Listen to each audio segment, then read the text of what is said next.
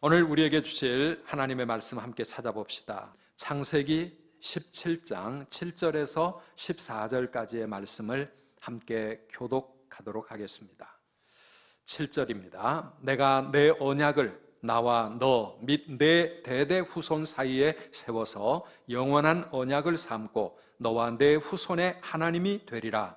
내가 너와 내 후손에게 내가 거류하는 이 땅 곧 가나안 온 땅을 주어 영원한 기업이 되게 하고 나는 그들의 하나님이 되리라. 하나님이 또 아브라함에게 이르시되 그런즉 너는 내 언약을 지키고 내 후손도 대대로 지키라. 너희 중 남자는 다 할례를 받으라. 이것이 나와 너희와 너희 후손 사이에 지킬 내 언약이니라. 너희는 포피를 베어라. 이것이 나와 너희 사이의 언약의 표징이니라. 너희의 대대로 모든 남자는 집에서 난 자나 또는 너희 자손이 아니라 이방 사람에게서 돈으로 산 자를 막론하고 난 지 8일 만에 할례를 받을 것이라. 너희 집에서 난 자든지 너희 돈으로 산 자든지 할례를 받아야 하리니 이에 내 언약이 너희 살에 있어 영원한 언약이 되려니와 할례를 받지 아니한 남자 곧 그 포피를 베지 아니한 자는 백성 중에서 끊어지리니 그가 내 언약을 배반하였음이니라. 아멘. 아멘. 네, 오늘도 비록 영상 생방송 예배를 드리지만 우리 마음을 또 우리 온 삶을 하나님께 집중하여 온전히 드리는 그런 예배 되시기를 바라고 그 예배를 우리 하나님 기쁘게 받으시고 우리에게 은혜 주실 줄 믿습니다. 코로나가 많이 우리를 힘들게 만드지만 그러나 그 속에서도 우리에게 주신 소중한 그런 훈련의 시간이라고 생각이 됩니다. 세상과는 삶의 거리두기를 우리가 잘 지켜 나아가면서 대신 우리 하나님께 우리 온 마음을 다해서 가까이 나아갈 수 있기를 바랍니다. 교회는 나가지 못하지만 그러나 내 자신을 돌아보며 내 신앙을 점검하고 홀로 기도하고 홀로 예배하는 신앙의 홀로서기가 이루어지기를 바랍니다. 무엇이 참 신앙인가? 신앙의 본질을 우리가 붙잡고 그렇게 하나님과의 관계를 더 가까이 하셔야 되겠습니다. 그래서 이 코로나 속에서도 하나님이 놀라운 일을 행하시고 계신다는 사실, 우리의 가정을 교회로 만드시고 우리가 살아가는 삶의 현장을 또 교회 되게 하셔서 그곳에서 기도하고 그곳에서 예배함으로 우리의 신앙이 정말 혁명적인 변화가 이루어질 수 있는 그런 기회인 것 같습니다. 우리가 요즘 계속 아브라함을 함께 묵상하고 있지만 아브라함은 교회가 없던 시절의 사람입니다. 모여서 예배하지 못했던 사람입니다. 그럼에도 불구하고 아브라함은 위대한 믿음의 조상이 되었습니다. 어떻게 그런 상황 속에서도 아브라함은 믿음의 조상이 될 수 있었습니까? 언약의 하나님, 언약의 하나님을 만나 나의 하나님으로 그렇게 의지하고 살았기 때문입니다. 우리 함께 우리 마음에 새겨보실까요? 언약의 하나님. 네, 언약의 하나님. 이 언약이라고 하는 것은 하나님께서 택하신 자들과 맺으시는 특별한 약속의 관계를 말합니다. covenant. 이 언약은요, 우리가 일반적인 약속, promise라든지 아니면 contract, 계약과는 좀 구별되는 그런 관계입니다. 하나님께서 인간과 맺으신 성약, 이 거룩한 언약을 covenant라고 하고요. 그 언약을 기록한 책, 성경을 testament, 이렇게 우리가 표현을 합니다. 그래서 성경에 보면은 아담과 맺으신 선악과 언약이 있고 노아와 맺으신 무지개 언약이 있고 모세와 이스라엘 백성들과 함께 맺으신 시내산 언약이 있습니다. 그렇게 구약의 언약들이 신약에 넘어와서 예수 그리스도의 피로 새 언약으로 완성이 됩니다. 그래서 오늘 저와 여러분은 그 예수 그리스도의 새 언약 속에 하나님과 특별한 관계 속에 있는 것입니다. 언약이라든가 이 새 언약이라는 말이 신천지라든가 저기 그 안상홍 하나님의 교회 이런 이단들이 너무 즐겨 쓰다 보니까 우리가 이런 말을 하는 게 부담스럽기는 하지만, 그러나 이 언약은 우리 신앙생활에 너무 중요한 것입니다. 제가 몇 년 전에 선물 받은 책 하나가 The Church on the Way 목사님이신 잭 헤이폴드가 쓴 언약을 놓치면 목회가 죽는다. 제목이 너무 충격적이고 너무 도전적이어서 참 깜짝 놀랐는데요. 그런데 우리가 언약을 놓쳐버리면 목회만 죽는 게 아니라 우리의 신앙 자체가 생명을 잃어버립니다. 이 언약이라고 하는 것은 그렇게 중요한 것입니다. 그래, 창세기부터 요한계시록까지 성경 전체가 다 언약의 책입니다. 옛 언약, 구약, 새 언약, 신약. 그런데 하나님이 우리 인간에게 찾아오셔서 맺으신 이 언약의 핵심이 무엇입니까? 곳곳에 나와 있는데 오늘 우리가 함께 읽은 이 본문 7절과 8절에도 그 언약이 다시 강조되고 있습니다. 7절을 한번 보시겠습니까? 내가 내 언약을 나와 너 및 내 대대 후손 사이에 세워서 영원한 언약을 삼고 너와 내 후손의 하나님이 되리라. 아멘. 내가 너와 내 후손의 하나님이 되리라. 그러니 너는 나의 백성이 되어라. 이게 하나님의 언약의 핵심이라고 말할 수가 있습니다. 그 언약 속에 수많은 축복들이 나와 있습니다. 내 후손이 번성하여 많은 민족을 이룰 것이고 이 땅을 내가 너와 내 후손에게 줄 것이라. 이 외에 성경에 가득 차 있는 모든 축복들이 하나님의 언약의 축복이라고 말할 수 있습니다. 그런가 하면 이 언약에는 요구사항도 있습니다. 그 요구가 무엇입니까? 전능한 나 여호와가 이 일을 너에게 이룰 터니 너는 언약의 백성답게 믿음으로 살아라. 믿음으로 살아라. 이게 바로 우리에게 주시는 요구, 우리의 책임이라고 말할 수가 있습니다. 그런데 아브라함이 그 하나님의 언약을 받았는데 믿음이 부족해서 그런 삶을 살아내지 못하니까 오늘 창세기 17장에 하나님은 두 가지를 아브라함에게 요구하고 계시는데, 첫째는 지난주에 함께 묵상했던 것처럼 내 이름을 바꿔라. 아예 이름 속에 하나님의 언약을 새겨 넣어서 아브라함, 사라, 하나님이 너의 인생을 이렇게 만들 것이다. 열국의 아버지가 되고 열국의 어머니가 되게 하실 것이다. 이름 바꾸라 하셨고요. 그 다음에 또 한 가지가 오늘 말씀입니다. 할례를 행하라 하는 것입니다. 세상에 수많은 남자, 수많은 여자들이 있지만 그 중에 단 한 여자와 단 한 남자가 서로 특별한 관계를 서약합니다. 이게 바로 혼인 언약입니다. 신랑 곽수관은 앞에 서 있는 신부 방혜연을 그대의 아내로 삼아 기쁠 때나 슬플 때나 건강할 때나 병들 때나 부유할 때나 가난할 때나 언제 어디서나 어떤 상황에서든지 사랑하고 존중히 여기며 남편의 책임을 다하며 부부의 정조를 지킬 것을 굳게 서약합니까? 하면 예! 자기가 할 수 있는 최고의 확신과 자신감을 가지고 그렇게 서약을 하는 것입니다. 이렇게 함께 서약으로 맺어진 이 두 사람은 온 세상 속에 특별한 배타적인 관계 속에 있습니다. 우리는 많은 사람들과 관계를 맺고 다른 사람들도 사랑하고 섬기지만은 그러나 남편과 아내 사이의 이 관계 속에는 아무도 파고 들어올 수가 없습니다. 아무도 그 사이에 끼어 들어올 수가 없는 이 특별한 관계. 두 사람은 검은 머리가 팥뿌리가 되기까지, 팥뿌리 된다는 말을 요즘 젊은 사람들은 무슨 소리인지 이해를 못할지 모르겠는데요. 팥뿌리, 흰 뿌리입니다. 이 새까만 머리가 다 하얗게 될 때까지, 아니 죽음이 우리를 갈라놓을 때까지 서로 사랑하며 서로를 의지하고 서로 책임을 져가면서 평생을 함께 사는 존재, 이게 바로 혼인 언약에 담겨있는 의미 아니겠습니까? 이 두 사람은 이 언약 속에 함께 묶여 있습니다. 함께 평생을 신실하게 이 언약을 지키며 살아야 합니다. 여러분, 그게 부담입니까? 그게 구속입니까? 부자유입니까? 아니죠. 희생이 있고 헌신이 있지만 그 특별한 관계 속에는 남이 알지 못하는 사랑이 있고 그리고 신뢰가 있고 그 사이에 기쁨이 있고 행복이 있는 것 아니겠습니까? 하나님과 우리 사이의 관계가 바로 그런 언약의 관계라고 하는 것입니다. 너는 내 것이라. 아무도 너를 건드리지 못하고 나는 너를 평생을 책임질 것이다. 영원히 책임질 것이다.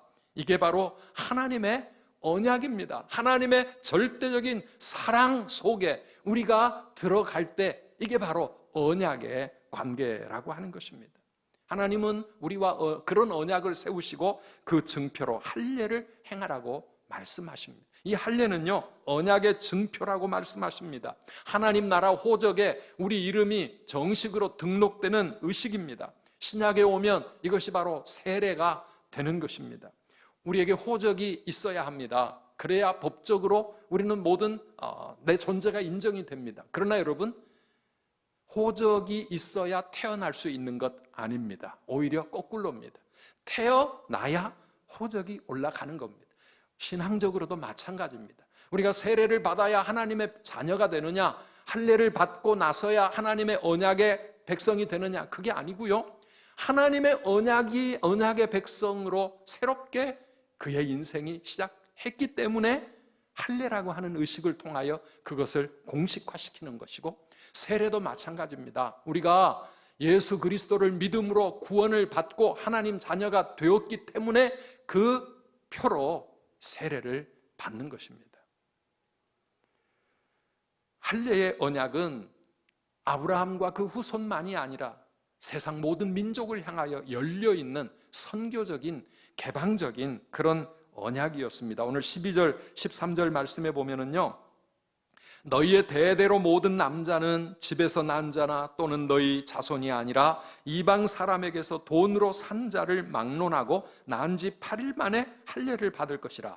너희 집에서 난 자든지 너희 돈으로 산 자든지 할례를 받아야 하리니 하시면서 아브라함과 그 후손들뿐만 아니라 그 집에 있는 모든 종들과 심지어는 이방 사람, 돈으로 사온 그런 노예들, 그 가정에서 자라나는 모든 아브라함을 통해서 하나님의 백성의 테두리 안에 들어온 모든 사람들이 할례를 받고 하나님의 언약 속에 살아갈 수 있었던 것입니다. 그래서 아브라함의 자손이라도 할례를 받지 않으면 백성 중에서 끊어질 것이라고 14절에서 말씀하고 있고, 반대로 이방인이고 종이라도 할례를 받으면 하나님의 백성, 언약의 백성이 되는 것입니다. 오늘 저와 여러분은 우리 신약의 할례, 세례를 받았고 우리가 예수 그리스도의 피로 세워진 새 언약의 백성이 되었습니다. 오늘 우리가 이것을 잊어버리지 말고 살아가라고 하나님은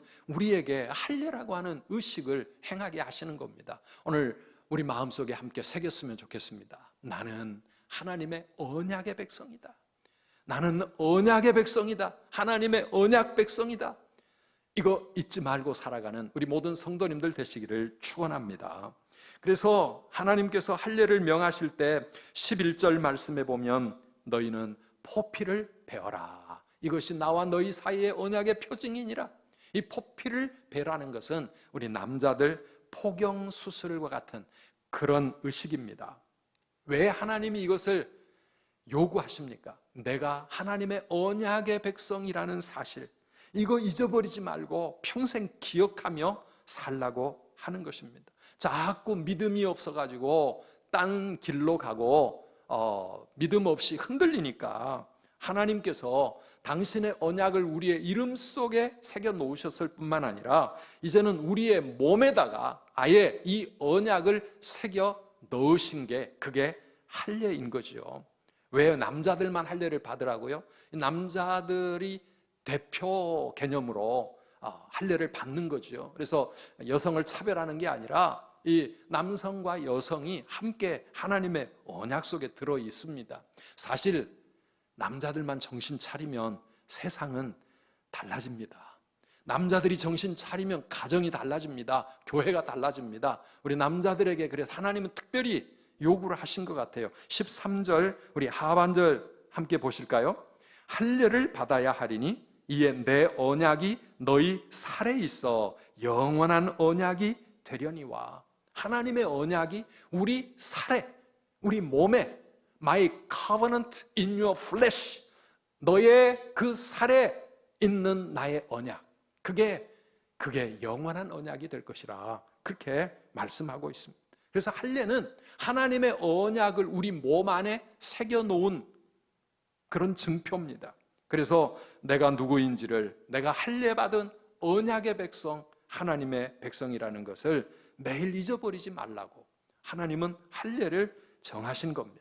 우리 성도들에게는 그래서 부부 생활도 성생활도 사실은 이 언약을 확인하는 신앙의 연장이라고 그렇게 생각해야 되고요. 거기서 부부간에 태어난 이 아이들, 우리 자녀들은 하나님이 주신 거룩한 언약의 후손이라고 하는 것이에요. 그래서 성경과 우리 기독교는 우리 이 자녀들과 후손들을 너무너무 소중하게 생각하는 것입니다. 8일 만에 할례를 행하라. 요즘 의학이 발달되고 나니까 이 할례 의식이 얼마나 의학적으로 위생적으로 좋은 것인지 그래서 많이 합니다. 많이 하는데요. 왜 난지 8일 만에 하라고 그랬을까? 의사들이 보니까 이 태어난 지 8일 만이 최적의 시간이랍니다. 면역력이 가장 왕성하고요. 피가 응고될 수 있기 시작하고요. 그리고 치유력이 또 제일 빠른 때, 이때 난 지 8일 만에. 그런데 참 제 아들 그 포경 수술을 하는데 보니까요, 이 어린 아이니까 마취를 못 하잖아요. 생살을 자르는 거예요. 와, 아이가 얼마나 아파 우는지, 얼마나 마음이 아픈지. 그런데 다행스러운 것은 의사들 이야기를 들어보면 그때의 그 고통은 아이의 기억에 남지 않는 고통이라.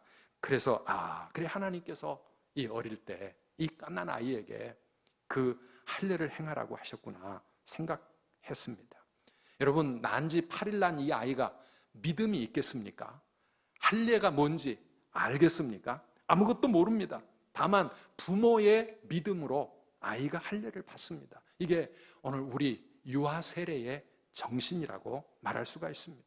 그래서 언약의 가정에 태어난 자녀들은 당연히 하나님의 언약을 이어가는 언약의 자손들이 된다라고 하는 사실입니다. 오늘 7절 말씀에 너와 내 후손의 하나님이 될 것이다. 아브라함의 하나님이 나의 하나님인 것처럼 내 자녀들의 하나님이라고 하는 이 신앙의 고백.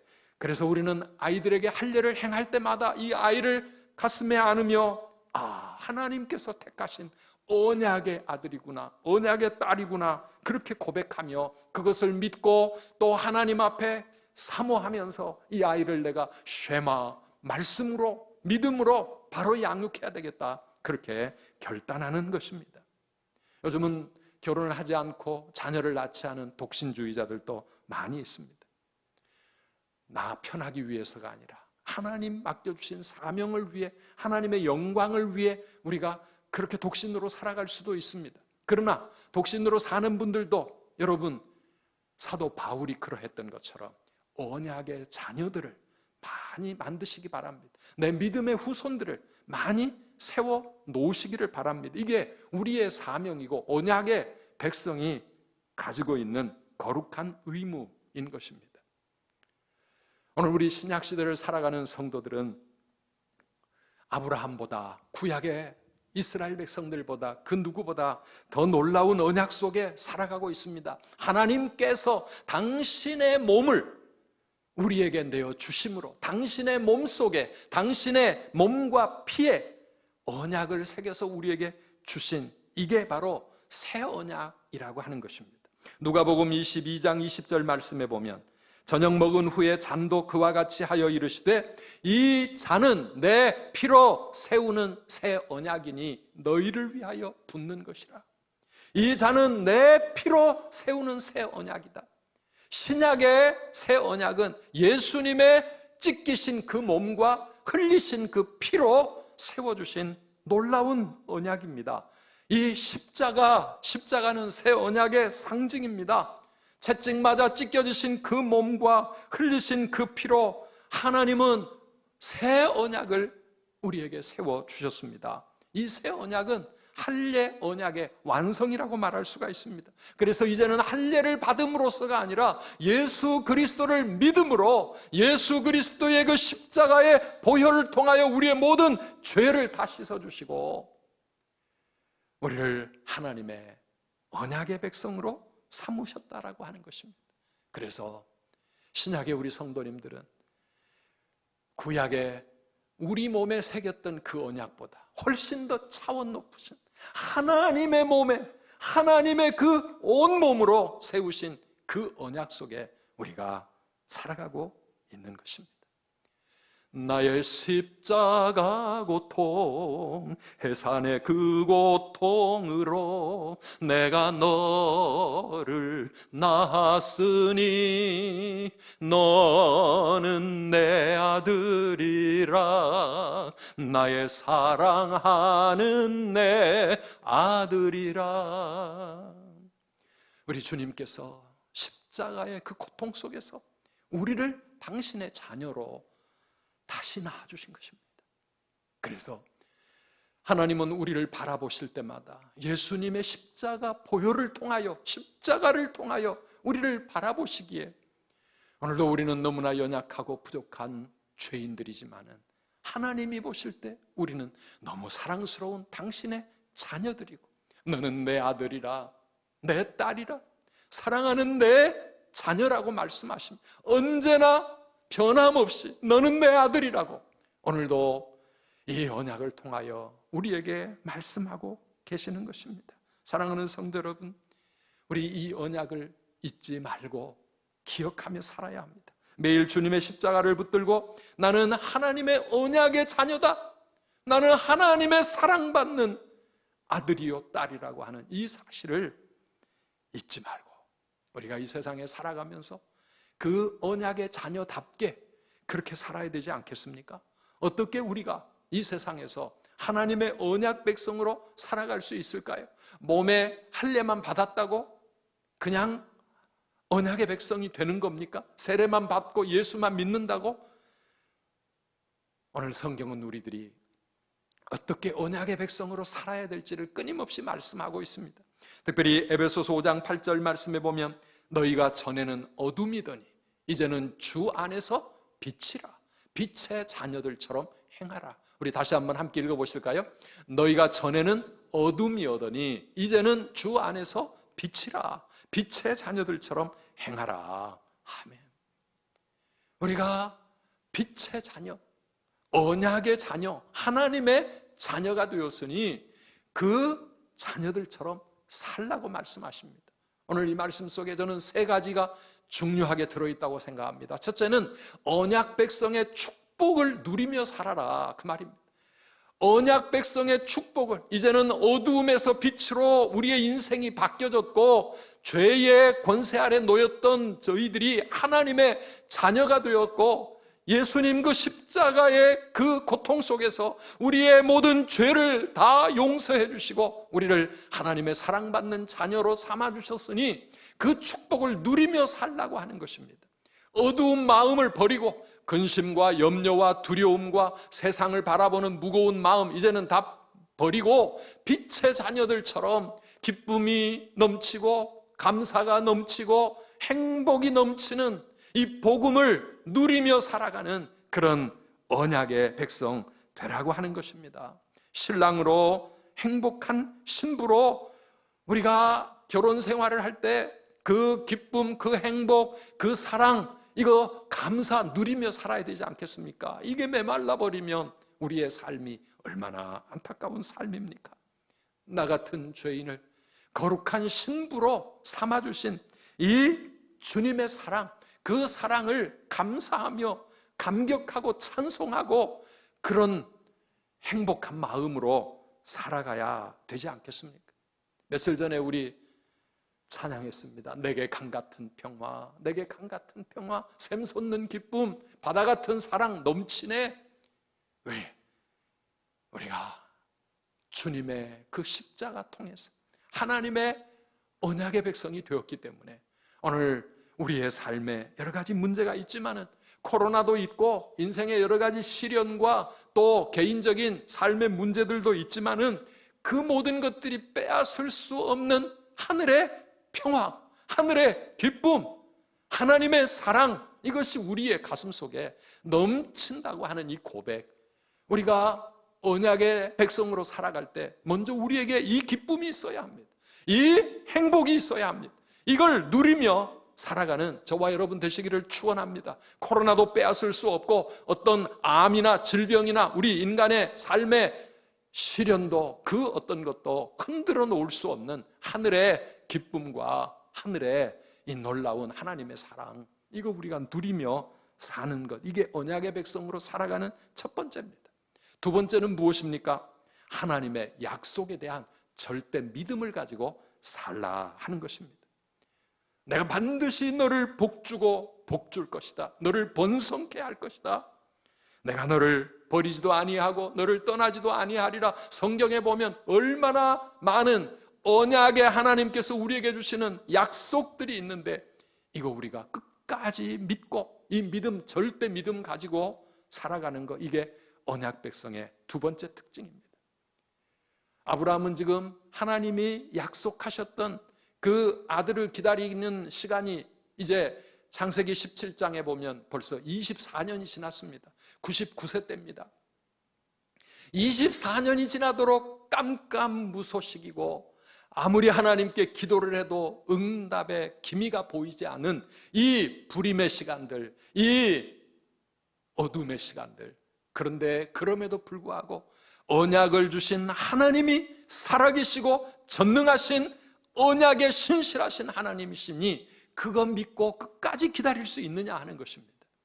어떤 상황에서도 모든 환경이 다 마이너스지만은 그러나 하나님에 대한 절대 믿음 가지고 살아갈 수 있느냐라고 하는 것입니다. 취업이 되지도 않고 결혼도 할 수가 없고 자녀들이 태어나지도 않고 우리의 삶이 답답하고 길이 안 열릴 때 그래도 믿고 기다릴 수 있느냐, 하나님을 끝까지 신뢰할 수 있느냐라고 하는 겁니다. 내 시계가 아니라 하나님의 시계, 하나님의 시간을 믿으며 때가 이르면 거두리라 하신 그 약속의 말씀을 붙잡고 인내하며 살아갈 수 있느냐, 이 절대 믿음이 오늘 우리에게 있기를 축원합니다. 자신을 보면 늘 낙심이 됩니다. 내가 이래가지고 뭘 어떻게 할 수 있겠나? 우리의 상황을 둘러보면, 나의 현실, 세상을 보면 걱정, 근심, 두려움이 우리 마음을 어둡게 만듭니다. 그러나 우리가 아까 우리 귀한 자매님 찬양한 것처럼 눈을 들어 산을 보아라. 나의 도움 어디서 오나? 천지를 지으신 여호와, 나를 만드신 그 하나님, 오늘도 나의 하나님이심을 우리가 믿음으로 붙잡게 될 때 우리는 깜깜한 밤에도 빛나는 하늘의 별을 바라볼 수 있고 찬란하게 떠오를 아침의 태양을 기다릴 수 있는 것 아니겠습니까? 답답하고 어려울 때 찬송하시기 바랍니다. 기도하시기 바랍니다. 신실하신 하나님, 실수가 없으신 좋으신 나의 주, 지금 나는 내 삶을 바라보면 모든 게 엉망이고 이렇게 가면 큰일 날 것 같고 하나님이 실수하시는 것 같고 하나님이 살아계시지 않는 것 같을지라도 하나님 행하신 모든 일 완전하시니 실수가 없으신 참 좋으신 하나님, 우리가 그 하나님을 믿음으로 고백하면서 찬송할 때 우리 마음의 의심과 두려움과 근심 걱정이 다 물러가고 어두움에서 빛의 자녀들로 내 삶이 바뀌어지는 줄 믿습니다. 하나님 앞에 우리 그렇게 절대 믿음, 절대 찬송, 절대 기도, 그런 믿음 가지고 살아가시기를 축원합니다. 이게 언약의 백성의 두 번째 특징이에요. 세 번째 특징이 무엇입니까? 세상과 구별되는 거룩한 삶입니다. 착하고 의롭고 진실하게 살아가는 것, 이게 빛의 자녀들이 가지고 있는 우리의 삶의 모습 아닙니까? 우리는 하나님의 사람들이다. 언약의 백성들이다. 새 이름을 받은 사람들이다. 그래서 죄와 어둠의 일을 다 버리고 이제는 빛의 자녀로 성도답게, 목사답게, 집사답게, 그리스도인답게 그렇게 살아가는, 이게 우리의 구별된 삶이 바로 언약의 백성으로 살아가는 세 번째 특징입니다. 그래서 첫째는 우리가 언약의 축복을 누려야 되고, 두 번째는 하나님에 대한 약속에 대한 절대 믿음이 있어야 되고, 세 번째는 세상과 구별되는 그런 언약 백성의 거룩함이 있어야 합니다. 하나님은 오늘 아브라함에게 제발 이렇게 좀 살아다오, 그런 마음을 담으셔서 할례를 행하라고 말씀하십니다. 이제 1년 후에 아브라함의 가정에 하나님은 아들을 주실 겁니다. 그 아들의 축복을 받기 전에 먼저 믿음의 그릇을 확실하게 준비하라고 요구하고 있는 것입니다. 그렇습니다. 우리가 축복만 달라고, 내 기도만 들어달라고 그렇게 하나님 앞에 졸라대는 것이 아니라 믿음의 그릇을 준비해야 되지 않겠습니까? 축복의 그릇을 준비해야 하나님이 축복을 부어주시지 않겠습니까? 그릇이 있어야 합니다. 중직자들의 그릇이 필요합니다. 그 그릇을 갖춘 사람에게 하나님은 그 직분을 주실 때 그게 진정한 복이 아니겠습니까? 대통령의 그릇이 있어야 되고, 장관의 그릇이 있어야 되고, 사장님의 그릇이 되어야 하고, 엄마의 그릇이 있어야 됩니다. 애만 낳아놓는다고 엄마입니까? 우리 인천의 라면 형제들 뉴스가 우리 마음을 아프게 만듭니다. 여러분, 그릇이 안 만들어졌는데 무언가 우리가 받았다면 그것은 나만 고통이 아니 다른 사람들도 고통에 빠뜨리는 거예요. 그릇이 준비되는 게 얼마나 중요한, 하나님의 은혜와 축복도 우리가 믿음의 그릇을 준비하여 그 하나님 앞에 사모할 때 하나님이 부어 주시는 것입니다. 코로나 때 남들은 힘들다고, 경제가 어렵다고, 불평하고 원망하고 아우성, 아니면 또 이런 현실을 핑계대고 그러니 아무것도 하지 못한다고 할지 모르지만, 사랑하는 성도 여러분, 오늘 우리는 믿음의 그릇을 준비하시기를 바랍니다. 코로나 후에 하나님이 부어주실 놀라운 은혜, 우리는 아직 모르지만, 그러나 우리가 기도로 준비할 때 크고 은밀한 일을, 놀라운 일을 너희에게 행하겠다고 하신 이 하나님의 약속을 우리는 기다리는 것입니다. 오늘 이 하나님의 말씀 앞에 17장 끝에 23절 이하에 보면, 이에 아브라함이 하나님이 자기에게 말씀하신 대로 이 날에 할례를 행합니다. 26절에도 그 날에 아브라함 집안의 모든 사람들이 할례를 받습니다. 아브라함은 난 지 8일 만에가 아니라 99세 때 할례를 받았고, 이스마엘은 13살 때 할례를 받았고, 모든 사람들이 다 할례를 받았습니다. 참, 우리가 아브라함의 생애를 가만히 들여다보면 너무나도 믿음이 부족해서 실수도 많았고 허물도 많았던 사람, 그런데 그럼에도 불구하고 하나님의 말씀 앞에 또 이렇게 순수한 그런 믿음의 고백을 가지고 순종하는 거, 하나님은 아마 이 아브라함의 이 모습을 귀하게 보신 것 같아요. 말씀하면 또 회개하고 바로 순종하는 겁니다. 오늘 우리도 하나님 앞에 얼마나 연약한 존재입니까? 힘들고 지쳐 낭망하고 넘어지는 우리들, 그래도 그런 우리에게 하나님은 오늘 이 예배를 통하여 다시 찾아오셔서 우리에게 새 이름을 불러주시면서 너는 내 아들이라, 너는 내 아들이라, 그러니 이 언약을 잊지 말라 하시면서 우리를 믿음으로 세우시는 하나님, 그 하나님의 은혜와 사랑이 얼마나 감사한지 모르겠습니다. 사랑하는 성도 여러분, 아직 세례를 받지 못하신 분이 있다면 오늘 광고 나갔잖아요. 학습, 세례, 입교 빨리빨리 받으시기 바랍니다. 우리 대부분은 다 이미 세례를 받았습니다. 그런데 중요한 것은 한 번 받는 하나의 의식으로서의 세례가 아니라, 성경은 계속 말합니다. 몸의 할례가 아니라 마음의 할례가 필요하다. 우리의 세례도 마찬가지, 의식적인 한 번의 물 세례가 중요한 게 아니라 성령의 세례, 마음의 세례가 필요합니다. 내 마음이, 내 삶이 지금도 살아계신 그 언약의 하나님을 바라보며 얼마나 내가 신실한 언약의 백성으로 살아갈 것인가. 오늘 이 말씀을 기억하면서 우리 함께 찬양하고 하나님 앞에 기도하는 시간 가졌으면 좋겠습니다. 힘들고 지쳤습니까? 우리 하나님 오늘 또 우리에게 찾아오십니다. 그러면서 너는 내 아들이라고 말씀하십니다. 이 하나님 붙잡고 신실하신 하나님 앞에 나갑시다.